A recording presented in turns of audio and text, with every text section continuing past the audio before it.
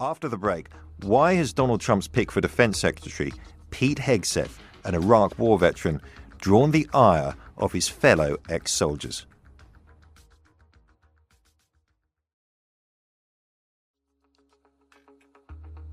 Welcome back. Under the leadership of our next Secretary of Defense, who I just saw, Pete Hegseth, who's fantastic. Pete Hegseth is a former U.S. Army officer who served in Iraq and Afghanistan, winning the Bronze Star and achieving the rank of Major. In civilian life, he made a virtue of his military service, becoming director of two groups with close links to the Republican Party, Veterans for America and Vets for Freedom, and became a political commentator on Fox News. Donald Trump has picked him to be his defense secretary. Now, you might think other ex-soldiers would be pleased at the idea of one of their own running the Pentagon.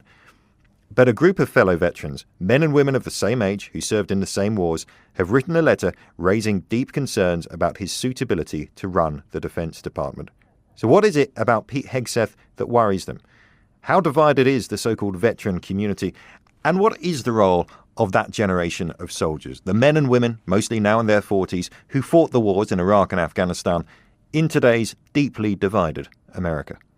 To answer these questions, I spoke to Chris Purdy, himself an Iraq veteran and the CEO and founder of the Chamberlain Network, an association of veterans. I started by asking him about his group, the Chamberlain Network, and what they do. We're a network of veterans across the country who are concerned about democracy. Our job as an organization is to train veterans to be pro-democracy advocates in their community. So how do we rebuild trust and faith in Atlanta and Boise and New England, wherever it is across the United States? There is this severe shaking of the pillars of our trust and faith in our institutions. And veterans are great messengers. And we believe in this country because we swore an oath to defend it. And so our job really is to empower veterans to be democracy protectors in their community. Which brings us neatly onto why we're talking to you today. You are one of a great number of veterans who've co-signed a letter collectively expressing concern about the suitability of Donald Trump's pick for Defense Secretary. That's Pete Hegseth, who is himself a veteran, I believe, and makes quite a big deal of this. Tell us about this letter, who you wrote to, and what is the nature of your concern? So I, along with a number of other different groups, we signed on to a letter. We're a diverse group of Americans advocating to the Senate to really uphold this constitutional duty that they have to advise and consent to nominees. We saw Pete Hegseth, a mid-level field-grade officer with ties to white nationalism, as a real threat to the apolitical nature of the military. His public persona over the past decade or so has been one of division.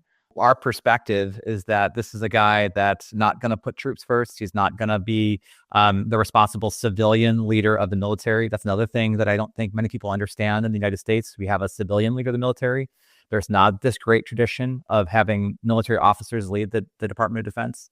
So should we see events like we saw in the first Trump administration where troops are being used for traditional civilian roles, we would expect a senior DOD official to push back on the president or his advisors and say, no, that's not the appropriate role of the military. We don't have confidence that Pete Hegseth is going to do that. Your letter requests a formal review, I think, of his suitability.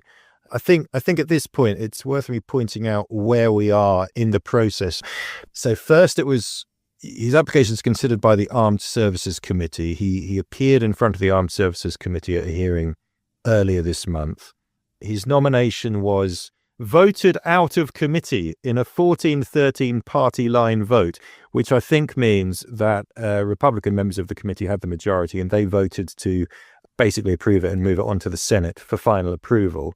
I also want to add here that there was some reporting earlier this week. So on Tuesday, this week, it was revealed in American media that the committee had received an affidavit from his ex-sister-in-law claiming that basically she'd been subjected to volatile and threatening conduct, fear for her safety, that she'd once hidden a closet from him, that she developed escape plans to use if she needed to get away from him, and so on. Basically allegations that he's a fairly unstable character. I should add that Samantha Hegseth, the ex-wife in question, denied that in an email to NBC.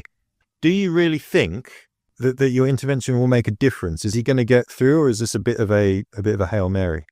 There are members of the Senate on the Republican side of the aisle who I think are appalled at Hegseth's nomination. And they need to see a bipartisan coalition of civil society veteran groups basically come to their defense and give them some cover to really vote their conscience. I know for a fact there are senators that don't want to vote for him, but they feel like they have to. They're being bullied by this incoming, the now administration. And I think what you brought up earlier about these threats against women in his life show a real disdain for women in general. He has made multiple comments on air publicly in written text about his views on women in the military and how women should not be in combat roles.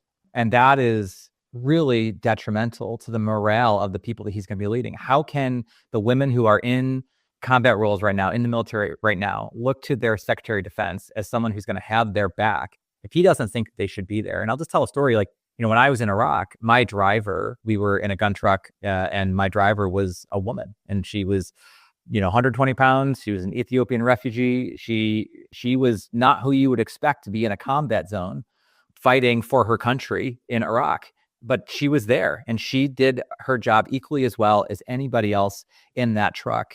And I wouldn't be here if it wasn't for her skill and professionalism in some really difficult times. And so when I hear comments about women need to be out of combat roles, or just kind of the general nature degrading women in service, it's not just offensive. It impacts the military's ability to be ready for combat, because those women are going to hear that in the back of their heads when they go out downrange, when they're out on patrol, and they're going to say, man, my leaders don't support me. That's dangerous.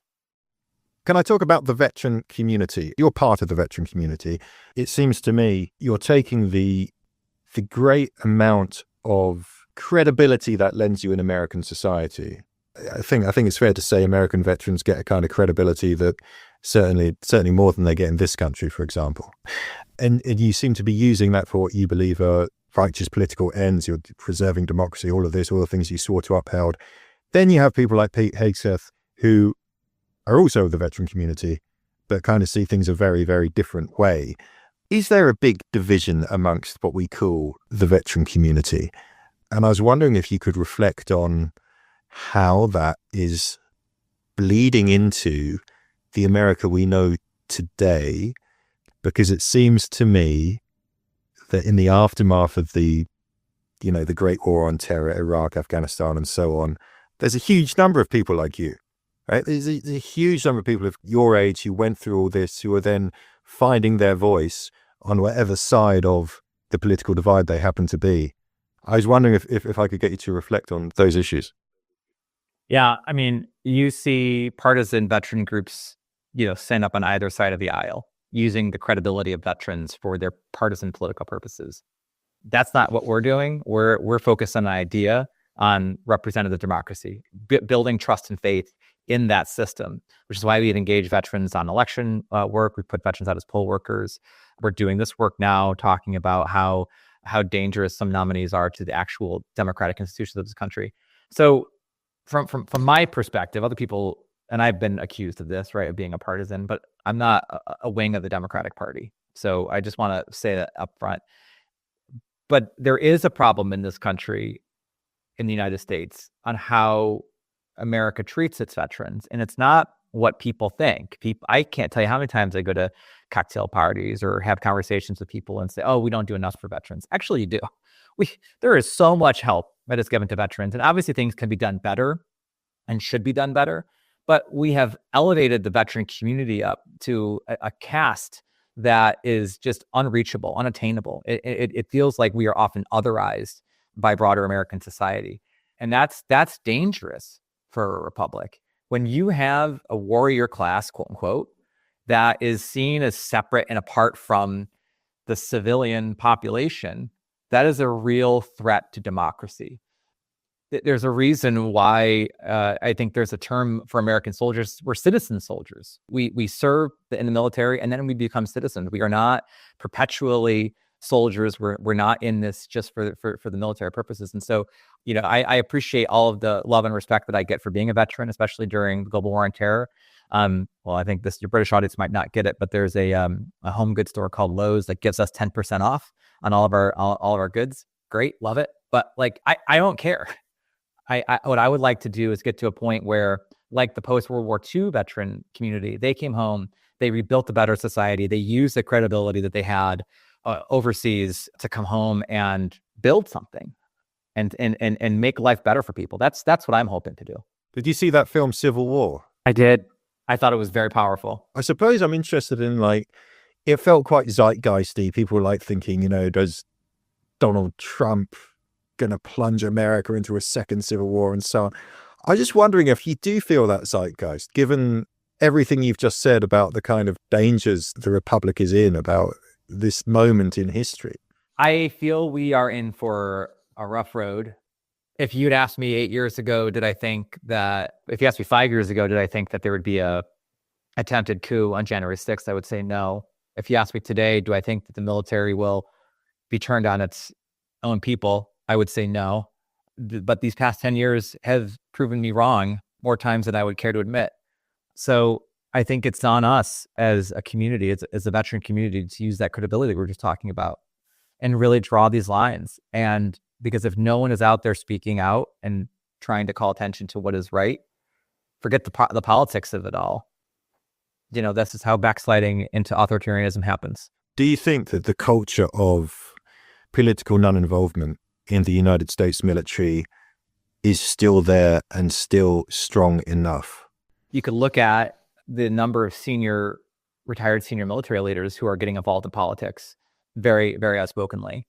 I understand why they're really leaning into their military credentials. I think that is dangerous if left unchecked. But there has been, up until the last 20 years, this tradition of officers not voting. Officers in the military were very proud to not vote, and that has gone away. I think partisan politics is becoming a real danger to the military, which is why Pete Hegseth's nomination will likely supercharge that. I think I'm kind of chunking at your question here a little bit. If you're asking, do I think that the military is going to get involved in elections and install leaders? I can't imagine a world where that would happen. But if it does, we would be in for a very, very difficult period in American history. Thank you, Chris Purdy. That's it for this week. I'll be back with my colleague Venetia Rainey on Monday. For now, that was Battle Lines. Goodbye. Battle Lines is an original podcast from The Telegraph, created by David Knowles. If you appreciated this podcast, please consider following Battle Lines on your preferred podcast app. And if you have a moment, leave a review, as it helps others find the show. To stay on top of all our news, subscribe to The Telegraph, sign up to our Dispatches newsletter, or listen to our sister podcast, Ukraine the Latest. You can also get in touch directly by emailing battlelines@telegraph.co.uk or contact us on X. You can find our handles in the show notes. Battle Lines is produced by Elaine Goffin. The executive producer is Louisa Wells.